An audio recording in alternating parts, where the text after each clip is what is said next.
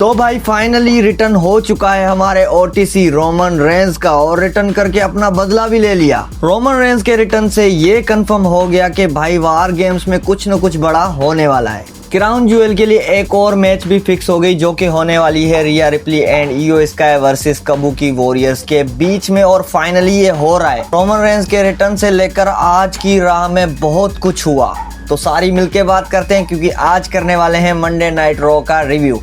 तो बस वीडियो को एंड तक देखना। शो की शुरुआत होती है हमारी मामी रिया ब्लडी रिप्ली से, और वो आकर बोलती हैं, आस्का एंड कायरी, मुझे पता था ये होगा, पर मैंने तुम्हें एक वॉरियर समझा था कि रिंग में ये मसला सॉर्ट आउट कर दोगे, लेकिन नहीं, तुम वॉरियर नहीं हो, और इयो स्काई के साथ जो तुमने किया वो लाइन क्रॉस हो गई।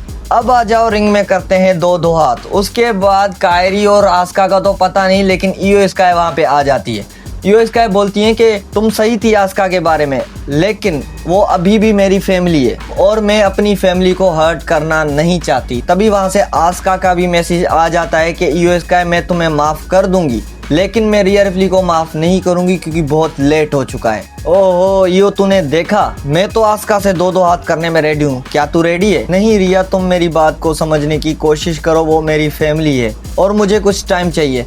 जैसे ही इयो स्काई वहां से जाने लगती है, पीछे से आ जाती है कायरी सेन एंड आस्का, वो भी अटैक कर देती है रिया रिप्ली पे। उसके बाद इयो स्काई जाती है रिया रिप्ली को बचाने, लेकिन इयो स्काई पे भी आज मैस लग गया आस्का का, और ये चीज देखकर ये समझ आ गया कि अब इयो स्काई इनके साथ काम नहीं करने वाली। उसके बाद रिया रिप्ली को बुरे तरीके से मारकर कायरी सेन एंड आस्का वहां से चली जाती हैं। लास्ट टाइम रिया रिप्ली को मैस लगा था, इस बार लगा इयो स्काई को, और बैक स्टेज में कायरी सेन उनके पास भी जाती हैं। वो बोलती हैं कि अभी भी तुम्हारे पास टाइम है, आ जाओ फैमिली में वापस। तभी इयो स्काई कायरी सेन को वहां से भगा देती हैं, लेकिन कायरी सेन एक अपना फोटो छोड़ जाती है उनके पास। फिर इयो स्काई मिलती है रिया रिप्ली से। रिया रिप्ली उनसे पूछती है कि तू ओके है? रिया रिप्ली को बोलती है हाँ ओके हूँ, अब मैं जाती हूँ एडम पियर्स के पास। क्राउन ज्वेल में मैच होगा रिया एंड इयो वर्सेस काबुकी वॉरियर्स के बीच में, मतलब रिया रिप्ली एंड इयो स्काई फाइनली आ गई टेक टीम डिवीजन में, और उनका पहला मैच होने वाला है कायरी सेन एंड आस्का से, वो भी क्राउन ज्वेल में। उसके बाद मैच होता है इंटरकॉन्टिनेंटल चैंपियनशिप के लिए डोमिनिक मिस्टीरियो वर्सेस रूसेव के बीच में। आज लगा था कि भाई रूसेव मैच जीत जाएगा और बन जाएगा न्यू इंटरकॉन्टिनेंटल चैंपियन, लेकिन नहीं, आज भी सेम एजे स्टाइल वाली बसड़ हो ही गई।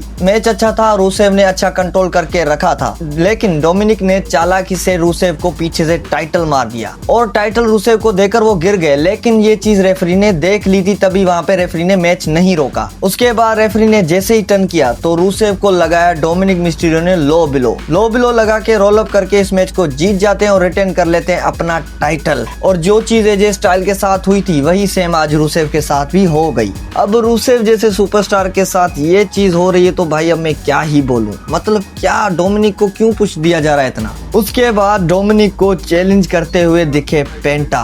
क्या आप पेंटा लड़ने वाले हैं डोमिनिक से?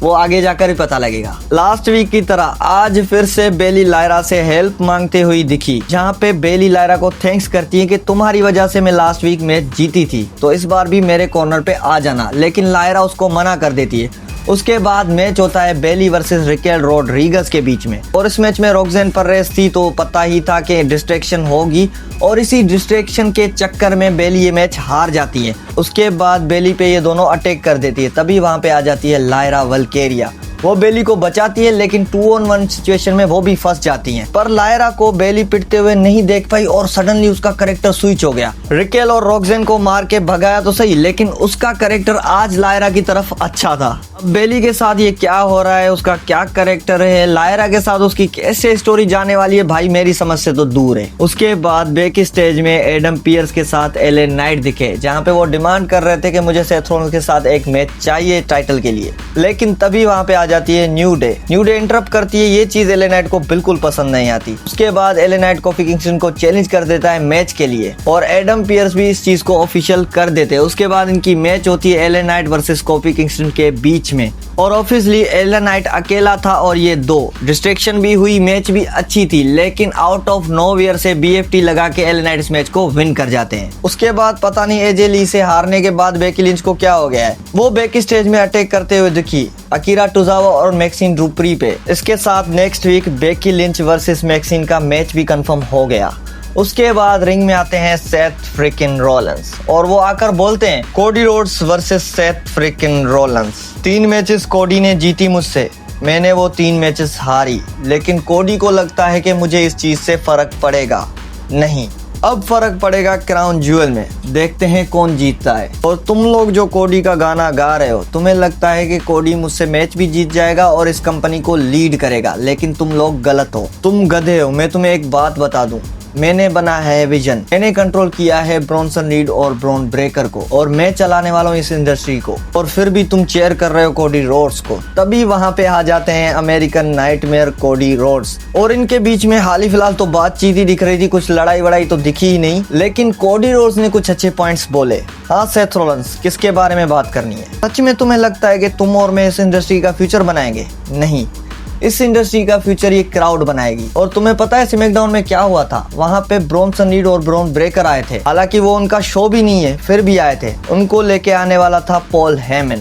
मैं तुम्हें एक बात बता दूं, जो भी होता है वो सब कुछ मेरे फैसले से होता है, उनको मैंने ही भेजा था। अच्छा, मतलब जो होता है वो तुम बोलते हो। तो मुझे ये बताओ कि पॉल हेमन को ब्रोक लेसनर के पास किसने भेजा? मैंने तुम्हें बताया ना, जो भी फैसला लेता हूँ मैं ही लेता हूँ।